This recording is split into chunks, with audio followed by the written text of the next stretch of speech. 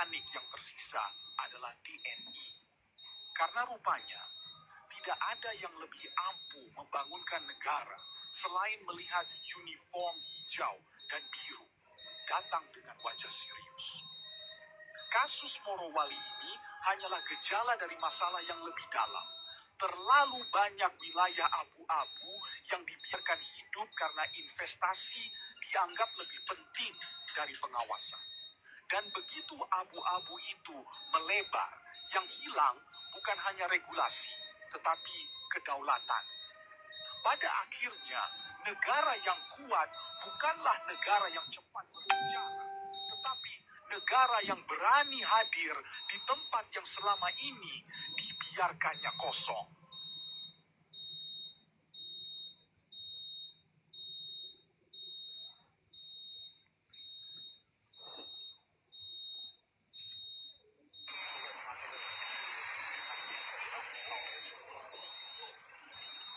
Kisru Bandara IMIP di Morowali akhirnya mencapai titik yang lebih dramatis ketika TNI AU turun tangan.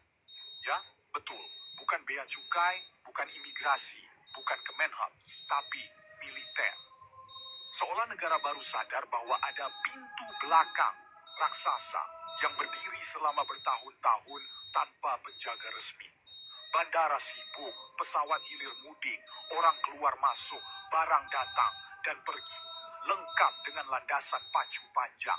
Tapi negara absen. Sibuk entah di mana. Ketika Menhan Syafri Syamsuddin menginjakkan kaki di bandara itu dan mengatakan tidak boleh ada negara di dalam negara, nadanya terdengar seperti seseorang yang menemukan rumah sendiri sudah ditempati orang lain tanpa izin. Pedas, jelas, dan jujur.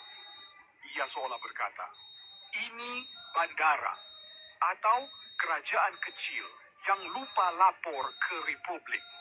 Masuknya TNI AU dan Korpasgat ke bandara itu bukan sekadar show of force. Ini seperti negara akhirnya turun dari tempat tidur setelah alarm berbunyi terlalu keras. Lucunya, alarm itu bunyi bukan karena sistem berjalan, tapi karena publik ribut. Satire level dewa. Selama tidak viral, negara bisa saja tidak tahu apa-apa atau pura-pura tidak tahu. Tiba-tiba setelah TNI datang, aparat lain ikut menyusul. Polri, bea cukai, imigrasi, semua berbaris seperti tamu undangan yang terlambat datang ke pesta yang sudah berlangsung bertahun-tahun. Dan pesta itu bukan pesta kecil. Itu gerbang logistik, salah satu kawasan industri nikel terbesar di dunia, milik PT IMIP, dipimpin oleh para komisaris dan pengelola yang tampaknya lebih sigap mengatur bandara daripada negara sendiri. Di tengah kekisruhan itu, Gubernur Sulawesi Tengah Rusdi Mastura kena sorot. Publik tanya, bagaimana mungkin sebuah bandara raksasa beroperasi tanpa ada koordinasi efektif dengan pemerintah daerah? Apakah provinsi tidak tahu? Atau semua memang terlalu percaya pada keajaiban investasi? Lalu, Kemenhub ikut mengeluarkan pernyataan diplomatis. Izin bandara itu resmi, tapi pengawasannya perlu diperkuat. Kalimat yang terdengar seperti, iya itu mobil saya, tapi saya lupa di mana kuncinya. Langkah pengerahan TNI pun jadi kontroversi. Sebagian memuji, negara akhirnya bertindak tegas, sebagian lagi menggernyit. Sejak kapan bandara swasta harus dijaga militer? Ini bandara atau pangkalan udara cadangan? Satairnya mudah dibaca. Ketika regulasi sipil tidur, militer yang dibangunkan. Kontroversi ini membuka satu kenyataan pahit, bahwa dalam hal pengawasan fasilitas vital, negara bisa kalah cepat dari perusahaan. Dan ketika itu terjadi, satu-satunya tombol panik yang tersisa adalah TNI. Karena rupanya, tidak ada yang lebih ampuh membangunkan negara selain melihat uniform hijau dan biru datang dengan wajah serius. kasus Morowali ini hanyalah gejala dari masalah yang lebih dalam. Terlalu banyak wilayah abu-abu yang dibiarkan hidup karena investasi dianggap lebih penting dari pengawasan. Dan begitu abu-abu itu melebar, yang hilang bukan hanya regulasi, tetapi kedaulatan. Pada akhirnya, negara yang kuat bukanlah negara yang cepat berbicara, tetapi negara yang berani hadir di tempat yang selama ini dibiarkannya kosong.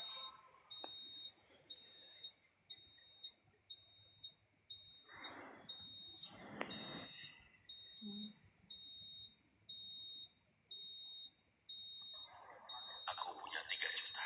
Ambillah. Kamu mengerti. Xiaoyu, Ya, Kazang. biarkan dia. Suratnya nanti aku yang urus. Iya, baik.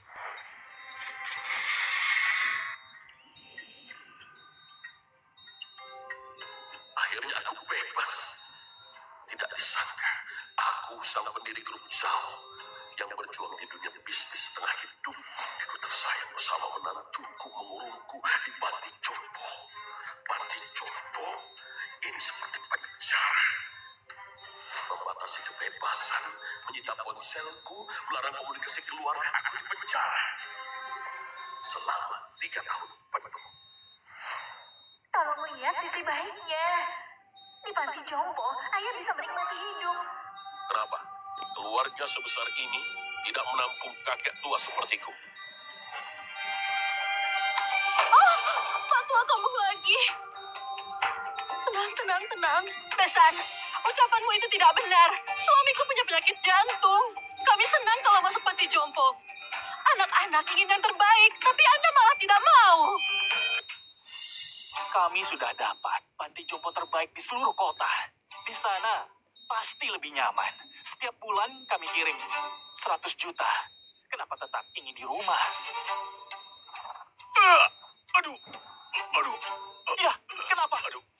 Lihat, coba lihat. Ayah Mingsuan kecelakaan saat menyetir. Dia terluka karena ayah. Sekarang dia PTSD dan penyakit jantung. Selama ayah di sini penyakitnya terus kambuh. Tolong pikirkan perasaanku dan ke panti jompo, bisa? Dia sakit karena melihatku. Aku belum pernah dengar hal begitu. Kamu tidak lihat dia berpura-pura. Cepat. Obat. Ayo cepat minum. Ayahmu menolak ke panti karena ingin melihat ayahku mati. Zhao Suyao, ingat, ayahku sakit karena menyelamatkan ayahmu. Sayang, jangan marah, tenang. Ayah, lihat. Rumah ini milikku. Mereka yang seharusnya pergi. Zhao Suyao, aku beri kamu 1 menit. Ayahku sekarat. Aktingnya bagus. Mau mati, cepat mati.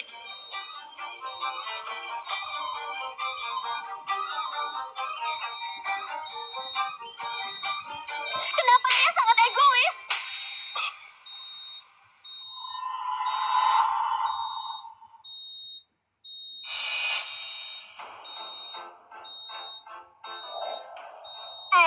Aduh. Apa salahnya tinggal di panti jompo? Di panti jompo ayah bisa punya teman. Sudah setua ini, tolong pikirkan perasaanku sedikit. Apa salahnya tinggal di panti jompo? Tolong pikirkan perasaanku sedikit. Yao. Berani-beraninya demi mereka memukulku. Hari ini kamu harus pergi. Mau tidak mau, aku yang putuskan. Jangan seenaknya. Tidak ayah sangka kamu jadi begini. Baik. Ayah ke panti jompo. Aduh.